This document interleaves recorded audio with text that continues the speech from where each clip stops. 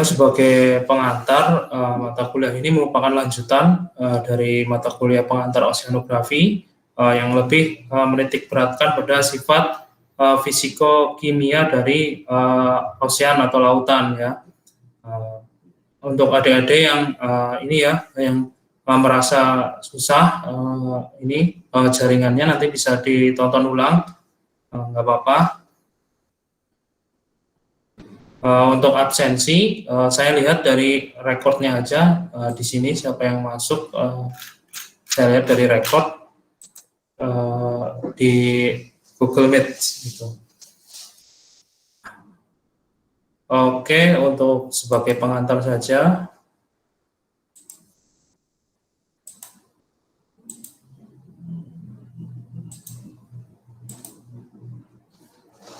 Slide-nya apakah sudah terlihat? Sudah, Pak. Oke. Sekarang sebagai pendahuluan dari kuliah oceanografi,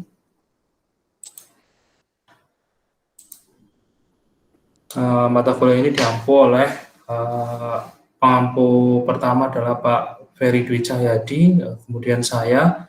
Namun untuk sesi UTS ya, saya duluan yang mengampu, kemudian nanti sesi UAS-nya akan diampu oleh Pak Ferry Dwi Cahyadi. Oke, harusnya ini kita balik pertanyaan pada sesi pengantar oceanografi ya. Kenapa kita harus belajar tentang ocean ya?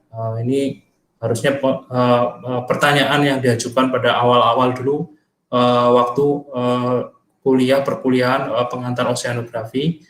Tapi karena ini yang real atau sebenarnya oceanografi itu sebenarnya mencakup tentang sifat fisiko-kimianya gitu. Jadi dia bukan merupakan mata kuliah tunggal, merupakan beberapa kajian yang terkait dengan sifat fisika kimia dari lautan ya. Mengapa kita harus belajar tentang oceanografi? Tentunya karena lautan itu sendiri mengcover 71%, hampir 71% dari permukaan bumi. Dan rata-rata kedalamannya adalah sekitar 3,8 km atau hampir 4 km kedalaman dari lautan. Kemudian lebih ke dalam volumenya itu sendiri, dia mencakup untuk seluruh perairan di bumi, dia untuk osean atau kelautan dia menyumbangkan 80-97% dari total hidrosferik atau volume air yang ada di bumi, dan sisanya itu disuplai oleh perairan yang tawar ya. Jadi perairan tawar pun dibagi lagi menjadi perairan tawar yang ada di permukaan dan air tawar yang ada di dalam tanah ya. Itu masih ada pembagiannya. Untuk perairan tawar yang ada di permukaan kurang lebih cuma di bawah 10% ya dia jumlahnya gitu, dan lebih tinggi lagi untuk perairan yang untuk air tawar, suplai air tawar yang volumenya itu ada di dalam tanah atau air tanah ibaratnya itu.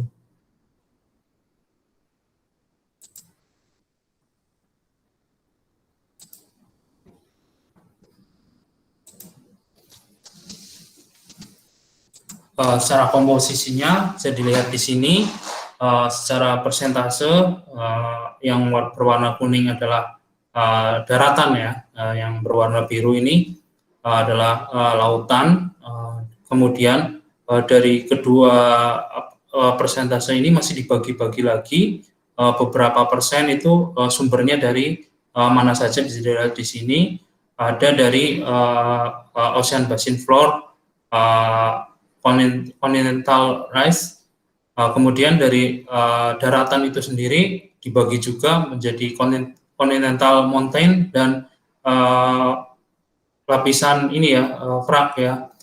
Jadi masih banyak lagi pembagiannya. Jadi masing-masing itu tidak saklek atau dari satu jenis laut saja, supply-nya itu masih dibagi-bagi lagi. Gitu. Kemudian perkembangan dari pembelajaran oseanografi ini sebenarnya itu sudah lama ya, dari zaman filsuf Yunani kuno sudah mulai adanya kesadaran untuk pembelajaran mengenai kontinental atau tentang ilmu alam ya, terutama dan walau bagaimanapun itu sendiri oceanografi itu sebagian dari jenis ilmu alam yang pertama mengkaji di sini adalah Polynesian.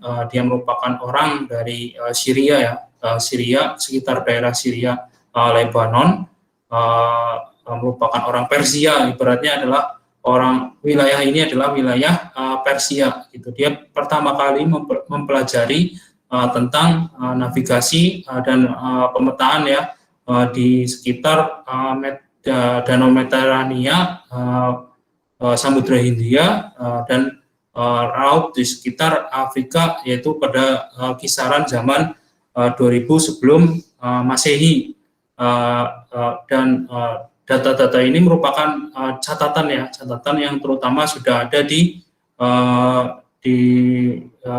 kalau dulu namanya mungkin seperti ini ya, catatan yang ada di perpustakaan yang ada di mungkin Alexandria ataupun di perpustakaan yang ada di catatan yang tertua gitu. Biasanya itu yang untuk pengkaji ini yang tertua ada di Alexandria dan beberapa institut yang sudah ada di Yunani ataupun Roma terkait ya kebudayaan mereka.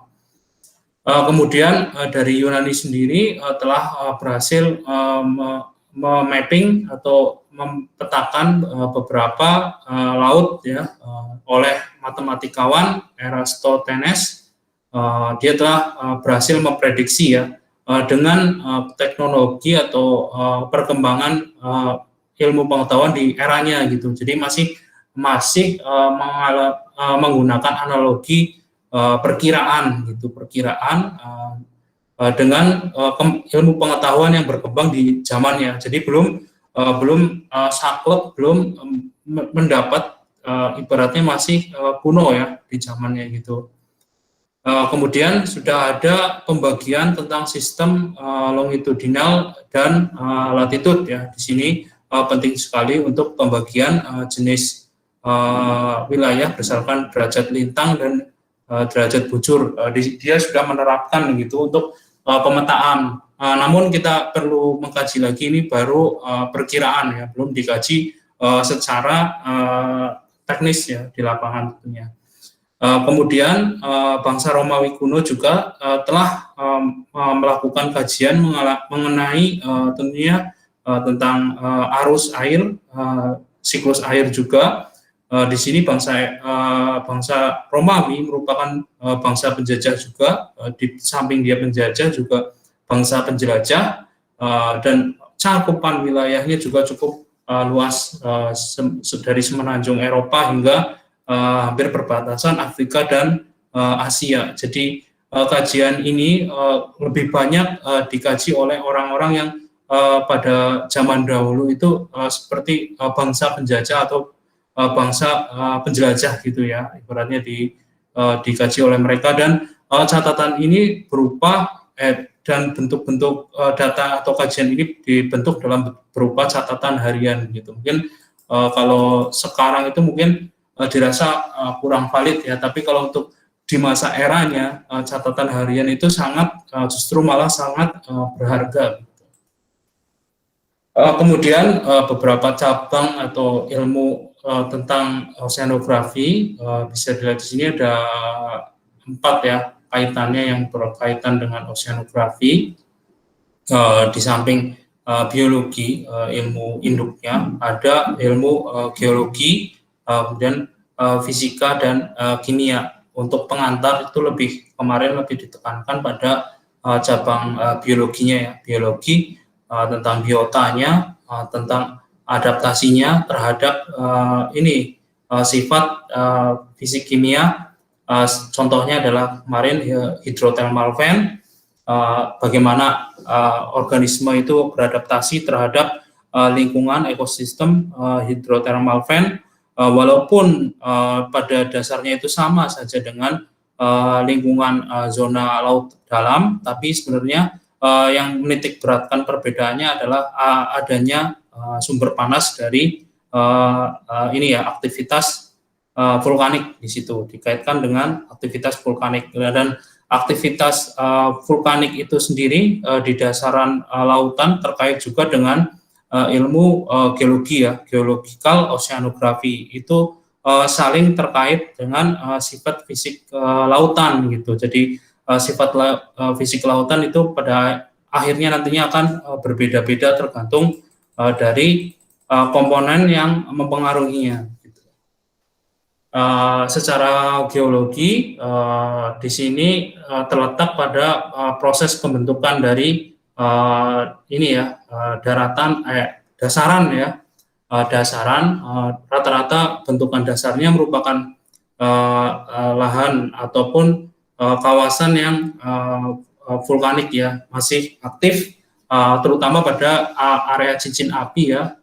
Di Indonesia itu merupakan salah satu yang dilalui oleh area cincin api, dan rata-rata juga merupakan di area lempeng juga. Jadi terkait itu lingkungan atau suhunya pasti akan berbeda dibanding dengan bagian permukaan atau fase atau layer yang di atasnya gitu.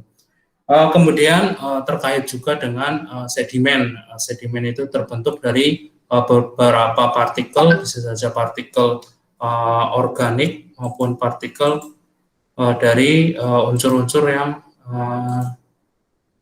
non organik ya.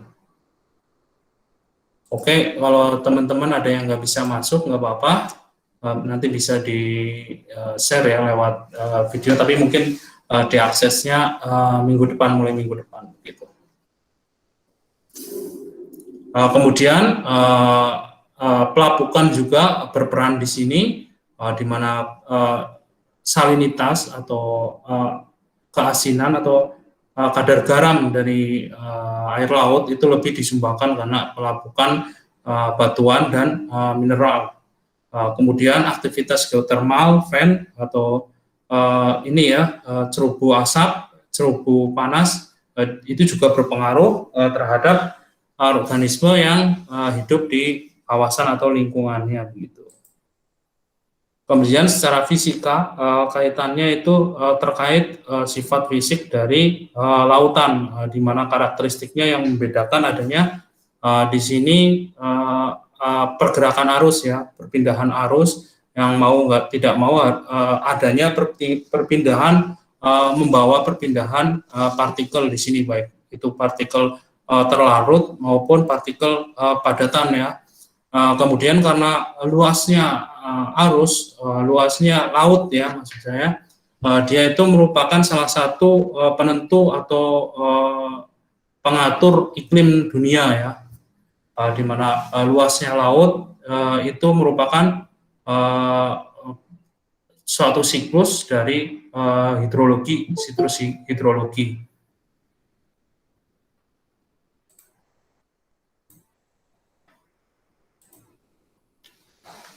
Jadi itu merupakan sifat fisik karena berdasarkan dari sifat perairan yang lebih luas. Jadi condong mungkin kalau luas daratan lebih luas, mungkin yang bakal mempengaruhi tentunya daratan ya.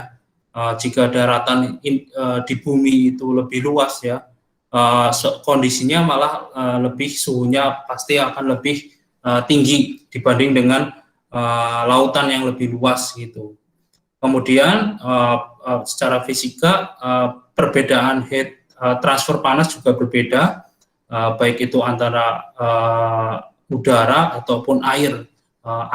Ciri khas air adalah karena densitasnya berbeda dengan udara, jadi air itu lambat melepaskan panas, juga lambat dalam menyerap panas gitu. Jadi saat kondisi udara sudah turun suhunya, laut itu akan cenderung masih dalam kondisi hangat. Tapi saat udara panas, tentunya laut masih dalam kondisi yang suhunya lebih rendah dibanding dengan udara. Itu balik lagi ke sifat densitas dari masing-masing partikel ya, di mana partikel air itu tentunya lebih kompak dibandingkan dengan densitas udara.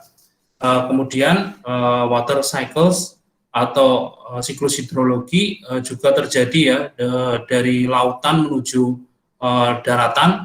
Ada 3 tipe ya dari berdasarkan panjangnya siklus air ini. Ada siklus hidrologi yang pendek, sedang, dan panjang. Kalau siklus hidrologi yang pendek biasanya itu terjadi evaporasi di suatu perairan lautan, kemudian terjadi presipitasi. Presipitasi itu lawan dari evaporasi. Kalau evaporasi itu proses dari bentuk cair menjadi uap atau gas, kemudian presipitasi itu dari gas menuju ke air, bentuk cair gitu. Jadi saat terjadi siklus hidrologi pendek, dia itu akan terjadi presipitasi atau hujan di area lautan, jadi masih jaraknya itu masih pendek. Sedangkan siklus sedang, proses area terjadinya itu menuju daratan atau terestrial, sedangkan proses hidrologi atau water cycles yang lebih panjang itu dia akan terjadi presipitasi di dataran tinggi atau sudah berada di puncak tertinggi dari daratan, dan di situ akan mengalir dan membentuk siklus hidrologi yang rangkaian itu cukup panjang gitu. Kemudian sebagai penciri dari laut selanjutnya adanya gelombang pasang surut, tentunya ini merupakan ciri-ciri yang ini ada ya, selalu ada di lautan ya, adanya gelombang dan pasang surut. Kemudian temperatur juga karena di sini laut itu sebagai ini ya, sebagai wadah air terluas, dia juga pengatur temperatur ya, temperatur dari suhu permukaan bumi gitu.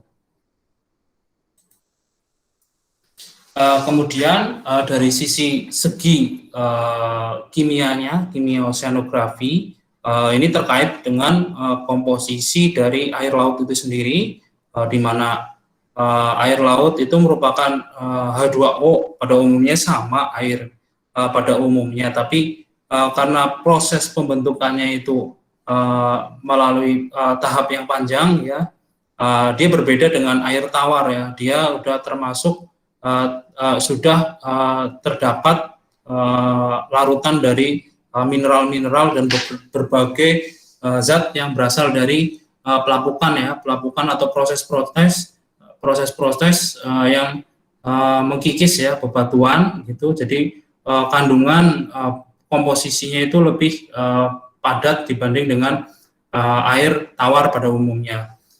Kemudian proses terbentuknya pun cukup unik ya untuk air laut ini. Air laut itu terbentuk dari pencairan pada zaman es ya, yang sampai saat ini itu masih berlangsung ya.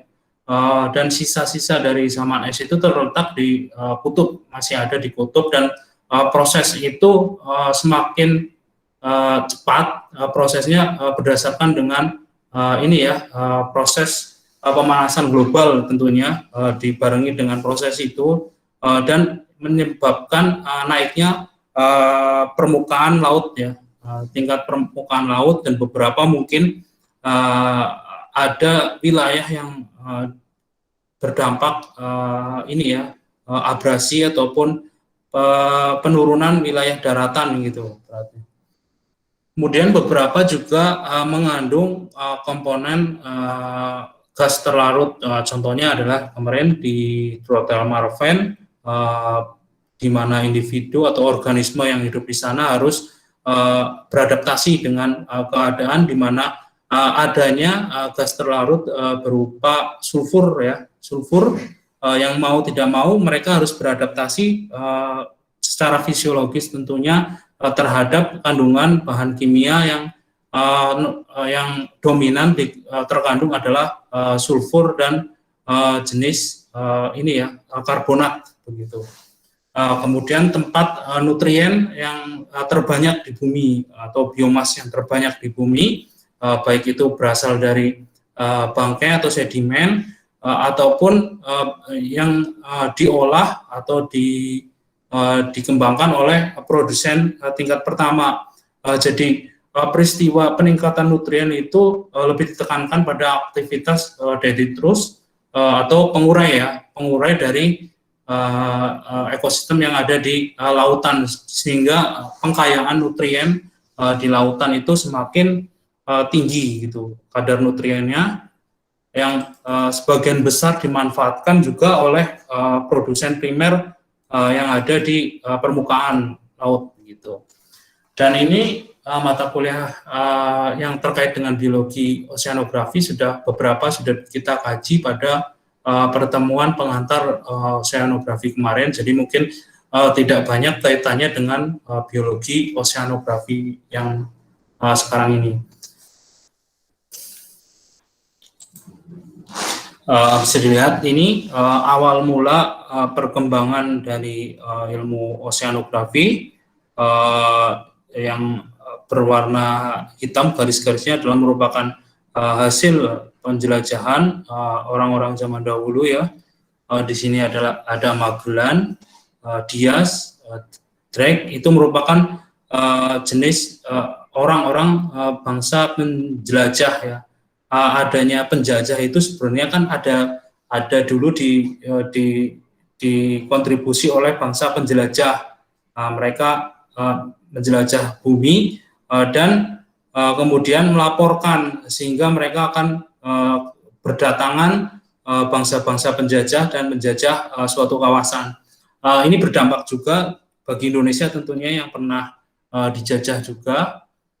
Dan ada dua aspek yang di keterbaruan dari perjalanan penjelajah ini, bahwa orang-orang zaman dahulu kan beranggapan atau masih beranggapan bahwa bumi itu sebenarnya datar ya, dengan perjalanan dari penjelajah yang bernama Magellan ini, stigma itu ataupun pendapat itu terpecahkan, di mana Magellan itu mulai penjelajahan dari Portugal ya, Portugal ke semenanjung Afrika, diteruskan sampai dia berhenti di kepulauan Filipina dan Indonesia, terutama di kepulauan Maluku, dan sempat ada sejarah juga bertemu dengan kerajaan Ternate Tidore juga di zamannya itu, dan melaporkan setelah itu kembali ke Eropa, ke Portugal, dan melaporkan semuanya dalam buku catatan ke khalayak yang ada di Eropa ya, sehingga muncullah beberapa penjelajah-penjelajah yang baru gitu. Dan ini merupakan salah satu tonggak adanya ilmu yang terkait dengan kajian oseanografi. Kemudian di zaman pertengahan juga mungkin dikenal adanya bangsa penjajah atau penjelajah Romawi. Dia juga telah mengkaji dan menerapkan apapun temuannya, tapi di antara bangsa-bangsa Romawi dan bangsa Arab ya, Persia tentunya, bangsa Viking di sini bukan dari Viking Bandung ya, tapi Viking yang ada di Skandinavia.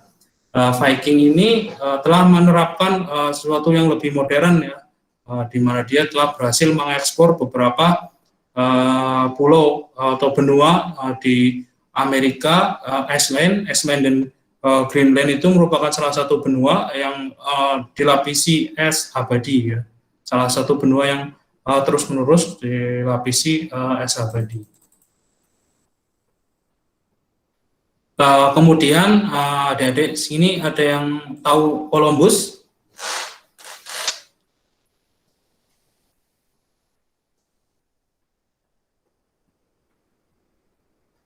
Christophorus Columbus yang dulu pernah belajar geografi mungkin ada yang tahu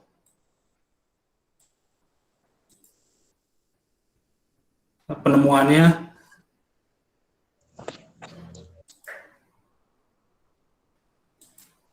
Ya Nunung mau jawab.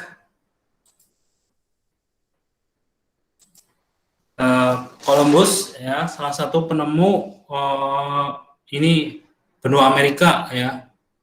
Dia berhasil menemukan benua Amerika, tapi di benua Amerika itu sudah ada orang yang tinggal.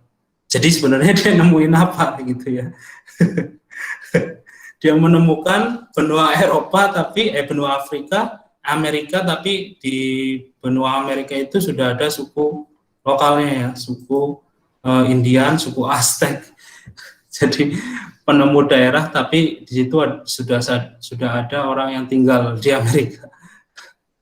Aneh, cukup aneh juga. Yang jelas Columbus itu merupakan penemu benua Amerika, walaupun di Amerika sudah ada orang yang tinggal ya. Kemudian setidaknya dia adalah suksesor ya, yang pertama yang berhasil mencapai benua Amerika dan diteruskan mungkin moving beberapa migrasi dari Eropa menuju ke Amerika itu setelah suksesor dari Columbus ini ya. Kemudian beberapa mengkaji lagi seperti perjalanan Balboa, mungkin ini menginspirasi film ya, Pirates Caribbean ya. Dan dia itu telah berhasil menemukan ini ya, Panama ya kalau nggak salah, ini Balboa ini.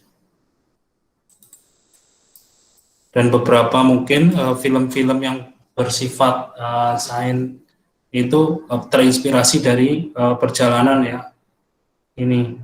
Kemudian perjalanan Magellan ini walaupun harus terhenti di Filipina karena dia dibunuh ya oleh warga lokal, tapi telah membuktikan beberapa penemuan, diantaranya adalah tentang perjalanan yang akhirnya menemukan bahwa bumi itu sebenarnya tidak datar. Kemudian hasil dari penemuan bangsa penjelajah lainnya seperti Spanyol ya, Spanyol, Portugal, karena Amerika Latin sebenarnya itu didominasi oleh bangsa penjajah dari Eropa, terutama Spanyol dan Portugal, Portugis. Kemudian dari perjalanan James Cook ya, dia merupakan salah satu navigasi berhasil menemukan Kepulauan Hawaii, Kepulauan Hawaii yang pada zaman Perang Dunia Pertama itu diperebutkan antara Amerika dan Jepang ya, Kepulauan Hawaii itu. James Cook ini juga berhasil menemukan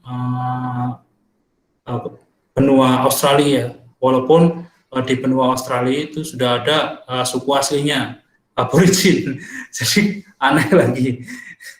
Dan James Cook ini namanya diabadikan dalam universitas ya, Universitas James Cook di Australia, ya.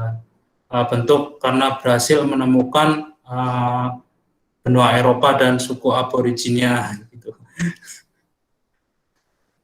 Dan beberapa perjalanan yang lain terkait mungkin zaman dahulu itu perjalanan itu tidak hanya membawa kru-kru yang terkait dengan bidang kajian oceanografi saja, beberapa terkait dengan bidang ilmu lain, contohnya adalah di sini adalah biologi ya, Bapak evolusi yang teorinya yang terkenal apa Dek? Dari Charles Darwin.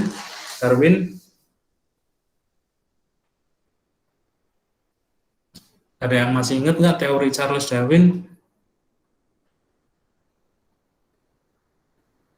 teori evolusi. Seleksi alam kalau Ya, misalkan.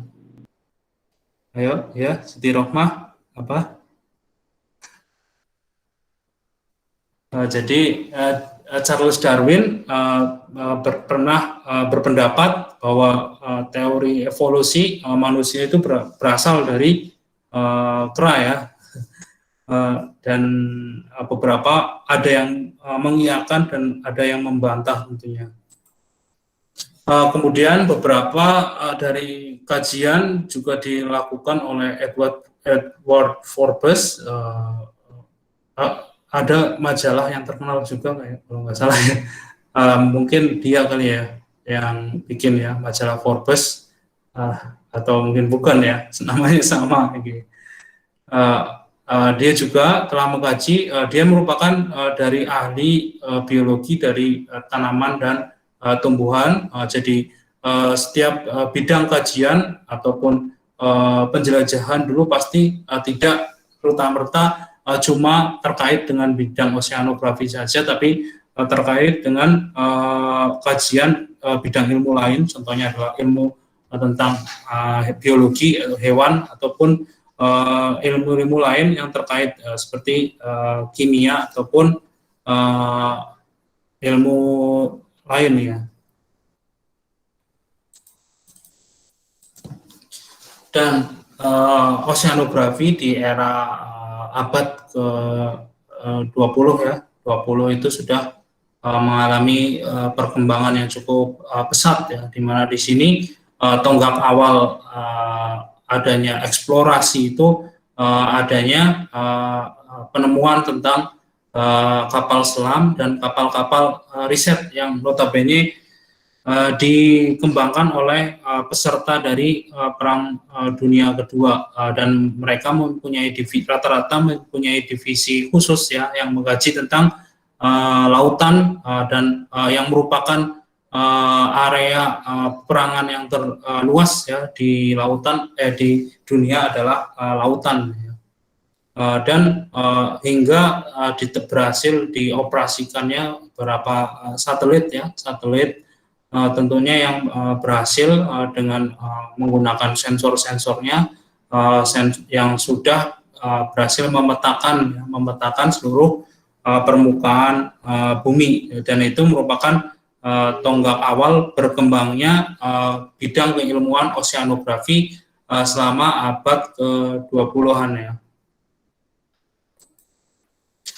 Kemudian terkait lagi perkembangan juga di era zaman 20-an juga, abad ke-20-an juga, beberapa ekspedisi yang sudah lebih teratur atau terstruktur di sini dilakukan pertama oleh negara Jerman ya. Jerman telah memiliki kapal ekspedisi yang beroperasi sekitar tahun 1920.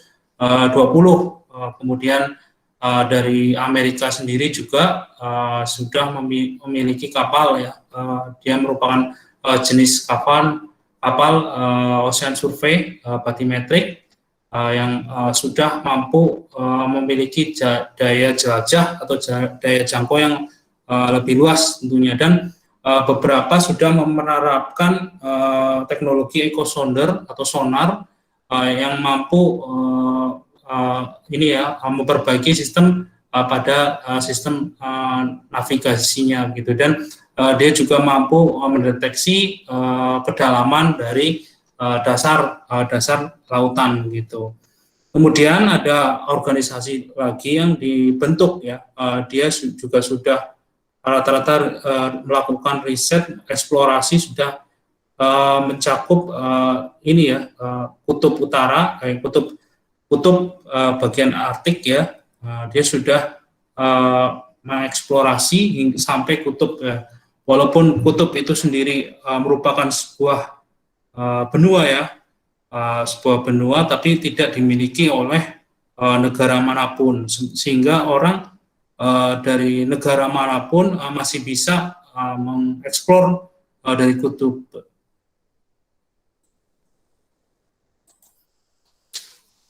Masih sama di zaman era 20 abad 20-an itu juga masih sama dengan perkembangannya, di mana dibangun sudah marak dibangun ini ya, mercusuar. Mercusuar itu sendiri selain sebagai penanda kawasan lautan, juga sebagai tempat ini ya, observasi. Jadi selain digunakan sebagai penanda, juga digunakan sebagai observasi, di mana bangsa penjajah dulu rata-rata sudah memikirkan hingga ke arah sana untuk melakukan observasinya gitu. Ada yang tahu Jacques Cousteau di sini? Itu merupakan salah satu penemu metode scuba diving. Dia itu tidak mematenkan hasilnya agar bisa digunakan dengan bijak ya oleh seluruh orang ya. Kata-kata yang banyak memotivasi tentunya dari dia, yang juga mengkritik orang-orang bangsa-bangsa yang kuat dulu, superpower. Mereka berbondong-bondong ingin mencapai bulan, tapi kedalaman laut saja mereka tidak ketahui apa-apa gitu. Jadi itu cukup menggelitik ya untuk kata-kata dari Jacques Cousteau ya. Dia yang merupakan salah satu penemu metode scuba diving untuk observasi ya. Mungkin tanpa ada penemuan dia, sekarang observasi masih hanya dilakukan di permukaan saja, ataupun di perairan yang dangkal. Tapi dengan adanya scuba diving, untuk menyelam hingga 100 meter itu masih memungkinkan untuk kita melakukan observasi begitu. Kemudian beberapa dari diantaranya sudah menerapkan dengan kapal selam ya, kapal selam yang khusus murni digunakan sebagai penjelajah untuk observasi di bawah laut ya, bawah kedalaman laut gitu. Kemudian yang paling terbaru yaitu adanya penyelaman atau observasi yang dilakukan oleh James Cameron. Dia merupakan sutradara ya, dari film Titanic dan Avatar. Ada yang tahu film ini? Tahu, Pak. Mungkin film ini sudah ada sebelum kalian lahir ya. Aktor yang terkenalnya adalah Jack dan Rose ya. Di film ini dia telah berhasil membuat apa ya, kayak film, tapi yang tentang catatan di observasi di bagian bumi paling dalam, yaitu Palung Mariana. Mungkin bisa dilihat lagi ya, ataupun ada yang hobi nonton ataupun apa, bisa ini ya, dipelajari tentang catatan dari James Cameron tentang observasi di bumi yang paling dalam, yaitu di Palung Mariana gitu. Awal mula ya, kapal yang pertama kali digunakan pada observasi laut ya, Batyskepel Triste. Kapalnya memang terlihat kompak dan gede ya, tapi kalau sudah di dalam ruangannya itu ternyata sempit ya.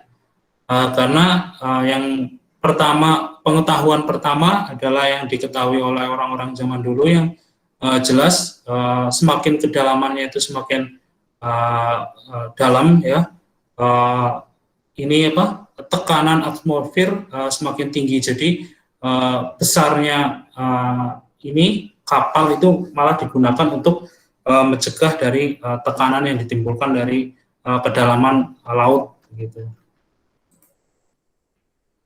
Ini merupakan jenis kapal ya, kapal yang digunakan untuk pengamatan yang ada di abad ke-20.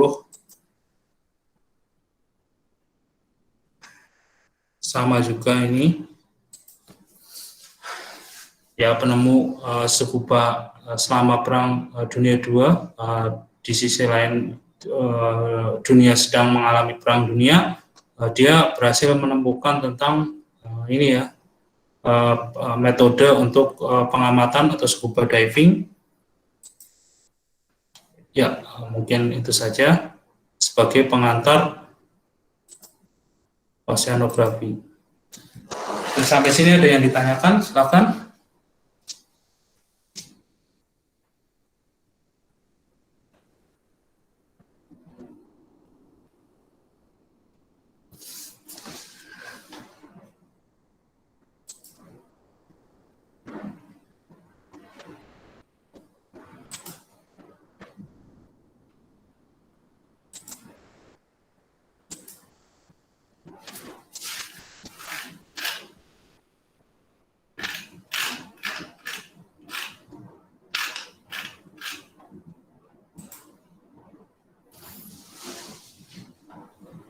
Masih ada waktu sekitar 8 menit ya. Kalau ada yang ditanyakan silakan.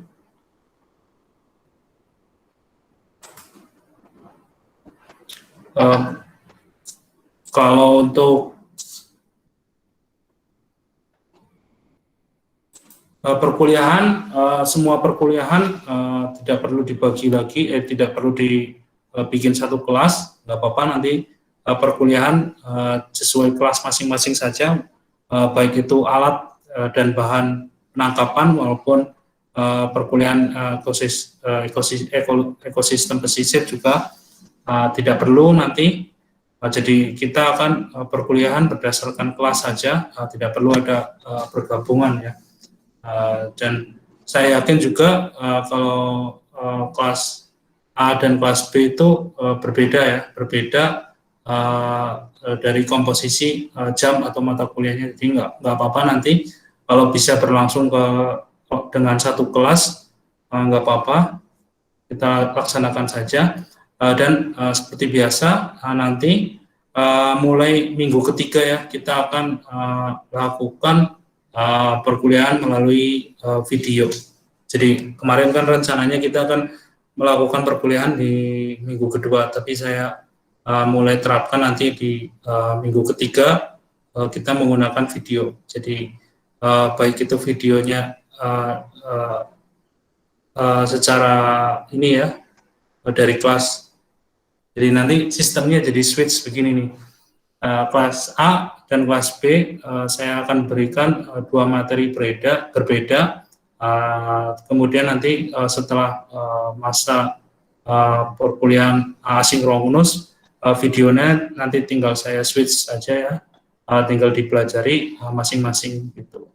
Jadi masih ada skema satu minggu tatap muka melalui Meet, satu minggu asinkronus melalui YouTube begitu. Jadi mungkin itu. Oh silakan, ada yang ditanyakan, Tia.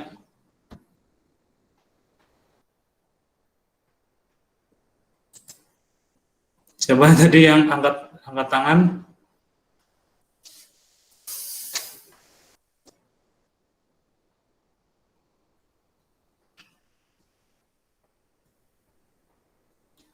Oke, kalau sudah tidak ada yang ditanyakan lagi, dan ini ya untuk spotnya, untuk videonya mulai bisa diakses minggu depan ya. Tolong sampaikan teman-teman yang nggak bisa hadir di minggu pertama, untuk akses videonya mulai bisa diakses untuk minggu depan untuk perkuliahan sekarang. Mungkin itu saja dari saya, lebih dan kurangnya saya mohon maaf.